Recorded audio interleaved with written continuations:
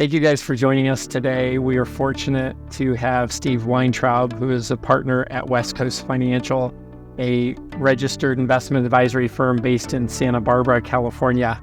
I just wanted to thank you, Steve, for joining us today on our Durable Value podcast. It's exciting to have you, a client of ours, on the podcast as well.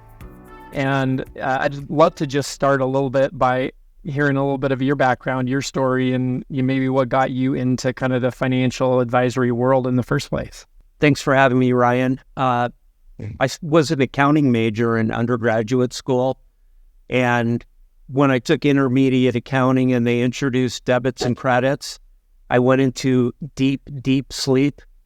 But I was in love with income taxes. This was, not to date myself, this is before the Tax Reform Act of 1986, when you could get write-offs equal to the money you put in a deal. So you actually had no hard dollars at risk. I love the idea of doing something that integrated income taxes and economics. And I also wanted the opportunity to work and change individuals' lives.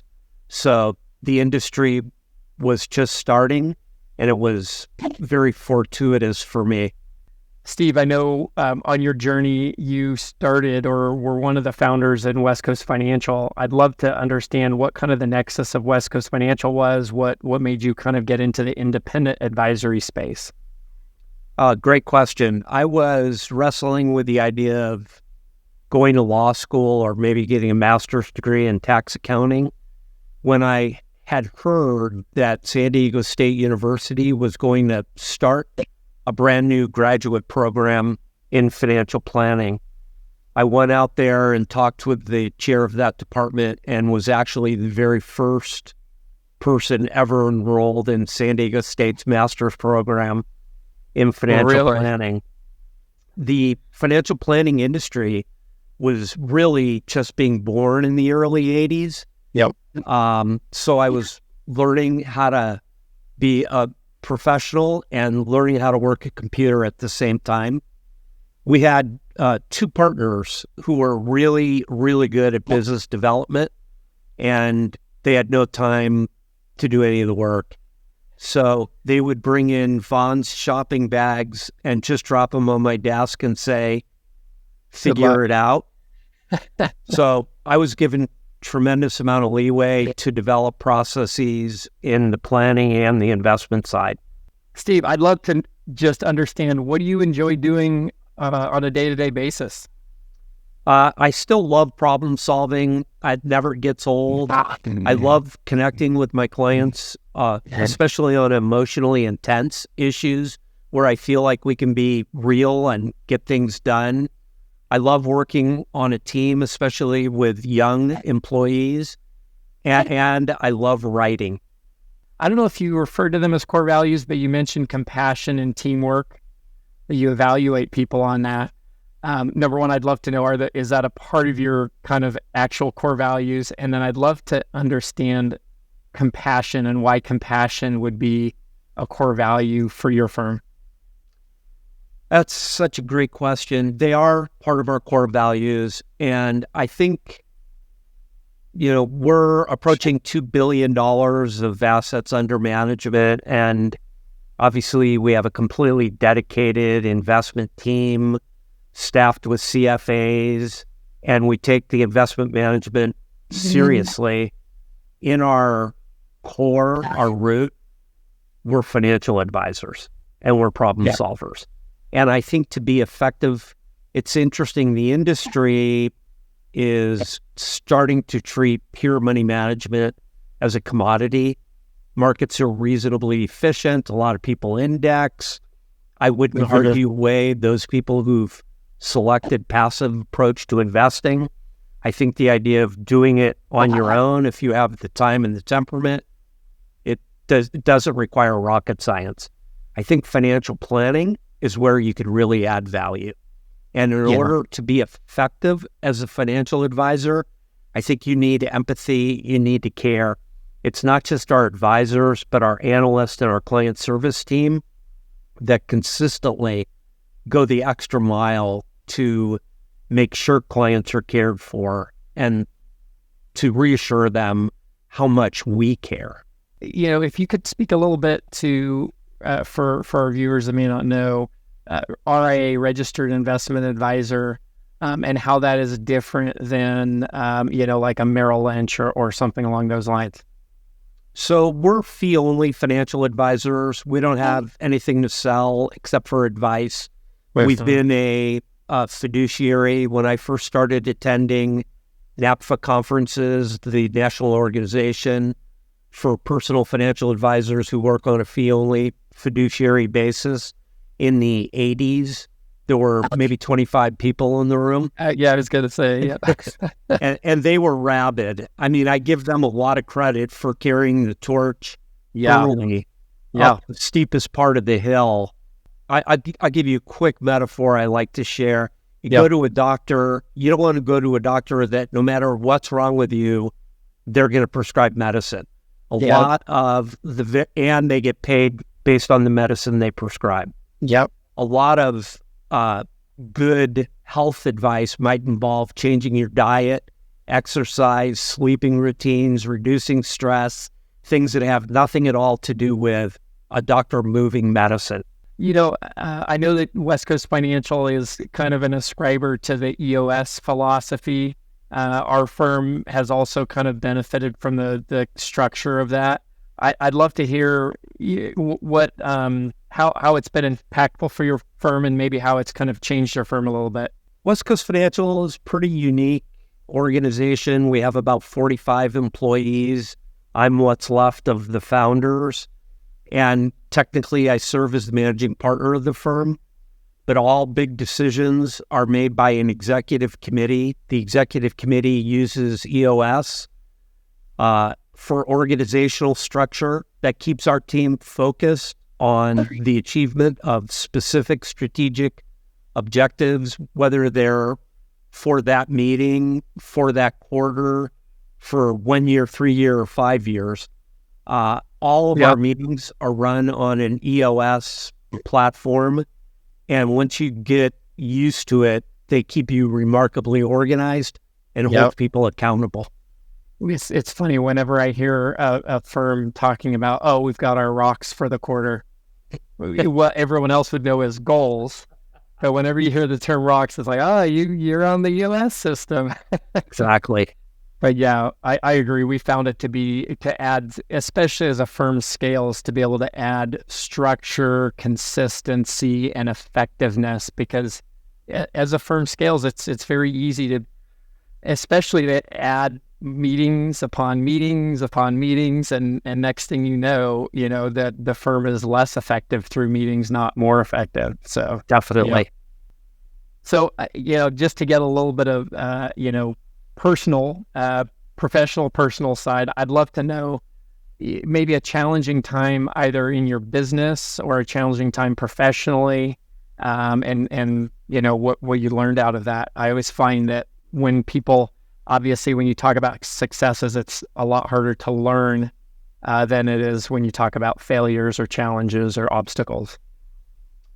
Yeah, good question. I would say, having been doing this for more than 40 years, I've seen a couple of unique experiences along the way. And having experienced the extreme ends of greed and fear was reasonably easy to deal with in 2008, leading up to, say, March 9th, 2009. Yeah. That fear was reasonably easy to address because you could just remind people that the market at its trough was trading at single-digit PE ratio, and that historically people tended to make a lot of money at those starting valuation levels. Yeah. I actually found 1999 more stressful professionally, when people swore off diversification, wanted nothing to do with value stocks, small stocks, international stocks. All roads led to Janus funds, where 90% of their positions were in tech with no regard for valuation. And that by maintaining a modicum of discipline, we received a lot of negative reinforcement professionally during that time. Yeah. And of course, COVID created its own unique set of problems because we didn't really have a blueprint for how the world operates in that environment. And B, our secret sauce of being together as a team was sort of taken away from us. It's kind of like the team environment had to be a little bit reinvigorated after, because we were away and weren't able to have that FaceTime connection that we were so used to. I do feel like maybe the world is a little bit more effective today than it was pre-COVID. We probably relied more on the in-person than we needed to. But the thing that we saw during COVID certainly was that there are just certain aspects of business, life, and relationships that don't work through a Zoom call like this. Exactly. So you got to have that personal connection first to be able to establish relationships like this. Exactly. We hire a lot of kids right out of school. We found that it's to create an ideal advisor. We take them basically from scratch and train them for many, many years. And it's really important for them to be physically in a client meeting, seeing client reactions, hearing a narrative that a senior advisor might have honed by answering certain questions over and over. And it's just critical to the development of young talent to be in person. You've touched a little bit on maybe secret sauce or special sauce of West Coast Financial, but I'd love to understand from a client perspective how West Coast Financial, differentiates or kind of creates something a little different for their clients. If you're going to tee up an infomercial, I'll take advantage of it. First, I would say it's our team. We put a tremendous effort into hiring and training young employees. There's plenty of brain power out there. Kids are smarter than ever. We specifically at the initial relationship with a young employee are screening for their ability for compassion and teamwork. That's and right. I know that's different, but it's critical to not altering the culture of the firm, which is based on client goals, not individual goals. Yeah. So that's the first and foremost part. We prioritize precision and flexibility over efficiency. A lot of that means that we're developing our own tools that are harder to develop and more time-consuming to use than what you might use in off-the-shelf software. We eat our own cooking, meaning that as we buy equities for our clients, we buy them for our own accounts, same time, same price. We treat our clients as partners, not us and them. We honor what brings a prospective client into the office. When they walk into that office, they have worked hard and they've made decision after decision that gave up immediate gratification to enhance their long-term savings. That needs to be honored. And the way we do it is we say, why should you, who have lots of advisor options, take the risk in the relationship? We'll take the risk in the relationship. And the way we do it is we'll do all the upfront analytical work and draw a roadmap for them, and we don't charge anything for it. The other thing I'd be remiss not to mention is for the past 27 years, we have been deeply involved in real estate, which I know some RIAs are now getting into, but it's been an integral part of our investment philosophy for 27 years now. you guys have a pretty unique structure when it comes to investing in real estate, and it's kind of some distinct competence that is unusual. Can you speak a little bit to the kind of that structure and how you guys evolved into it, and how you see real estate fit, kind of how it fits into your firm? Real estate has, over long time periods, just provided a higher rate of return than most alternative asset classes. That's its data-driven. Private investing, I'm particularly enamored with because it takes away the liquidity option that real estate investment trusts seduce investors with. And what I mean by that is, things are getting bad, now it's time to pull the cord and jump out, is exactly perverse to the investor's long-term interests of being a patient and persistent investor. Yep. So I love the fact that once you're in for the long haul, win, lose, or draw. The other thing that I've found is stocks move in tandem on the downside.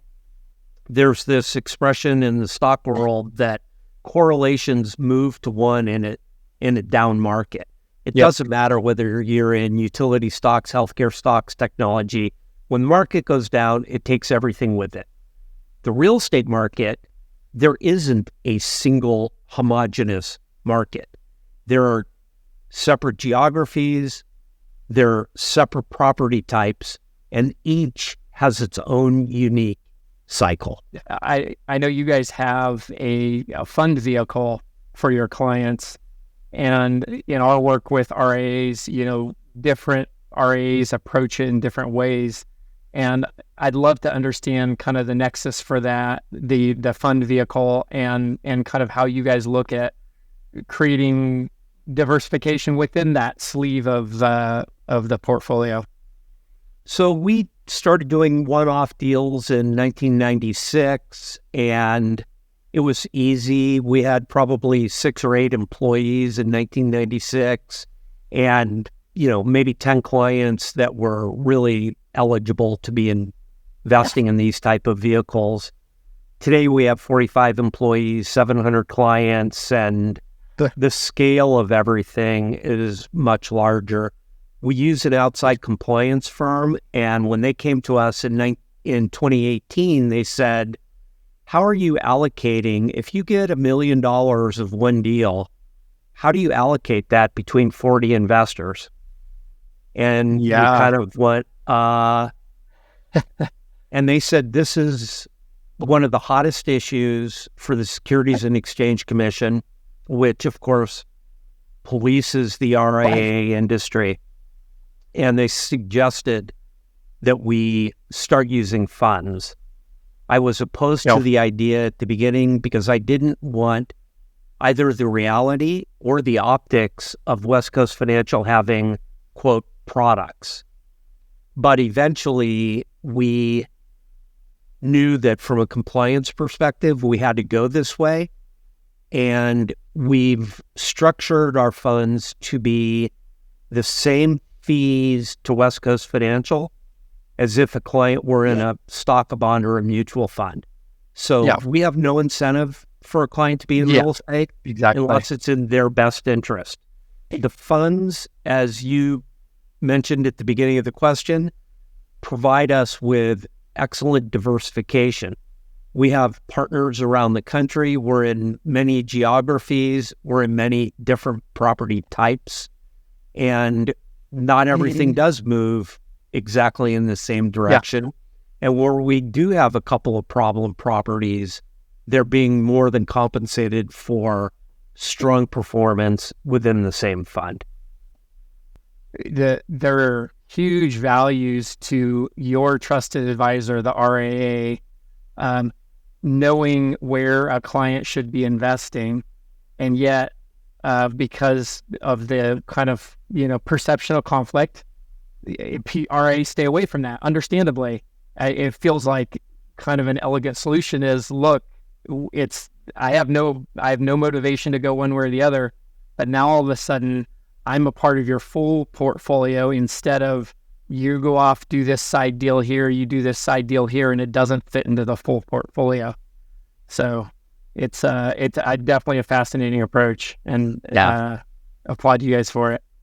All right, let's get to some brass tacks. So I would love to ask if you had an unexpected $1 million today outside of normal portfolio construction, where would you put that $1 million? Let's start with where I wouldn't put it. I wouldn't put it in Bitcoin. That's actually even more valuable. I wouldn't put a penny of it in Bitcoin. Nor would I buy concept stocks trading at 10 times sales. I'll be a little flip here and say we just experienced the hottest temperatures ever recorded on the globe. I'm not positive there's anything on the horizon that's going to turn it around. So if I really had some play money, I would like to grab a cool weather Pinot Noir vineyard, because I think they're going to get smaller and smaller in supply, and an extremely high elevation ski resort. There are a lot of skiers, and there are going to be fewer and fewer places left for us to ski. I thought you were going to go with I wouldn't invest in Miami real estate, but this is kind of the other direction, which is go high. Skiing and Pinot Noir, self-preservation. Yeah, because the portfolio is already figured out. I like it. Well, we've been fortunate to have you guys as an investor with us. I'd love, if you don't mind, just filling in a little bit. Why do you guys invest with Crescenta Partners? What have you found surprising about investing with our company? We were referred to you by another advisor. We were specifically seeking additional partners for our real estate portfolio. And we always select a partner before we select a project. A partner, from our perspective, has to do everything possible to align their interests with our investors. We tell our clients all the time, real estate syndicators are not 501c3 organizations. They're actually in business to make a profit. And we want them to be wildly successful after they provide good rates of returns to our clients. Yeah. So you guys invest your own capital in deals. You have a free fee structure that doesn't reward volume. Yep. We need a partner with a clear, articulated strategy for adding value, a track record of success, and a deep bench. I think you guys have done a great job of adding young talent since we've known you. Yeah. You have a balance sheet that can put out the occasional fire if needed. And basically, you've done everything we could ask for in a partner. That was an infomercial. I didn't expect that much. Thank you. Yeah. Well, you gave me time to prep. Yeah, exactly. I'd love to understand just broadly private equity real estate. What do you see the purpose of that in a portfolio? When you're looking at a client and you're deciding, the magnitude of private equity real estate, and I know that's a very specific niche of the puzzle, but I'd love to understand kind of the thought process around what's the right allocation for that client. So I'm going to back up to a comment I made about we do the analytical work up front for a client. And to me, the idea of a client's asset allocation or investment strategy being decoupled from a long-term cash flow analysis is like building a house without an architect. Like, really, you don't need to know anything about the soil or where the sun comes up or what the neighbors look at. It's impossible to take those two and separate them. The first step we do in determining an appropriate investment strategy is to look at all resources, goals and objectives, income taxes, inflation, etc., and derive a number that is what rate of return do our clients need to achieve all their goals and objectives as stated? We start with the premise, if they can do that in treasury bills, why shouldn't they? Yeah. That's our starting premise. Yeah. So the idea of moving up on the risk continuum, whether it's by weighting a portfolio less to cash and bonds and more towards equities, or equity portfolio being weighted more towards small or foreign stocks, or adding alternative asset classes, all of it is derived from what does client need to get to the finish line? Yep. Yeah. That's everything for us. It's a pure analytical, clinical process.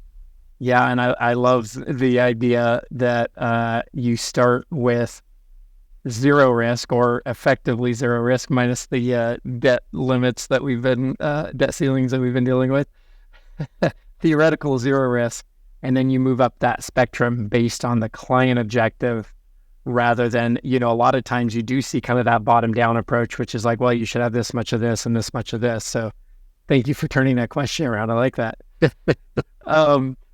Just kind of a last closing question I'd love to ask, which is like, can you give us your best crystal ball on this macro environment where you see both kind of challenges and opportunities ahead? Yeah, you have to be an optimist to be in the investment business, whether it's real estate or the stock market. So I'm a chronic optimist. That said, we've borrowed quite a bit from our children and grandchildren as it relates to both financial resources and natural resources. Yeah. And at some point, somebody's going to get stuck paying that bill. Yeah. So I'm concerned about our ability to sustain debt levels where they are, to sustain doing to the environment what we're doing today. The U.S. has a terrific track record of developing technology solutions to big problems, and we'll just have to see if they can pull a couple rabbits out of their hat and get us past these new, larger challenges. Yeah, that's an interesting way to say it, because the debt burden, certainly I think we all talk about, but then thinking about kind of other resources that we may be bringing to present that really is a future resource in a more qualitative, existential way. Yeah. Fascinating. Well, Steve, I appreciate you taking the time today. This has been hugely insightful, and look forward to catching up on the ski slope. Totally my pleasure, Ryan. I really appreciate the time with you, and looking forward to spending time with you guys on a pure fun basis. Yeah, absolutely. Thank you for listening to Durable Value, an investors podcast, where we demystify commercial real estate with safe, sound investment strategies to help you balance your portfolio. If you enjoyed this podcast, be sure to rate it on iTunes or wherever you get your podcasts. To learn more, visit CrusaderPartners.com, where you'll find more information, investors tools, case studies, and more. This podcast is hosted by Joe Muratori and Ryan Suela. It's produced, edited, and mixed by Melodic, with intro music by Ian Post. Thanks again for listening, and we'll see you next time.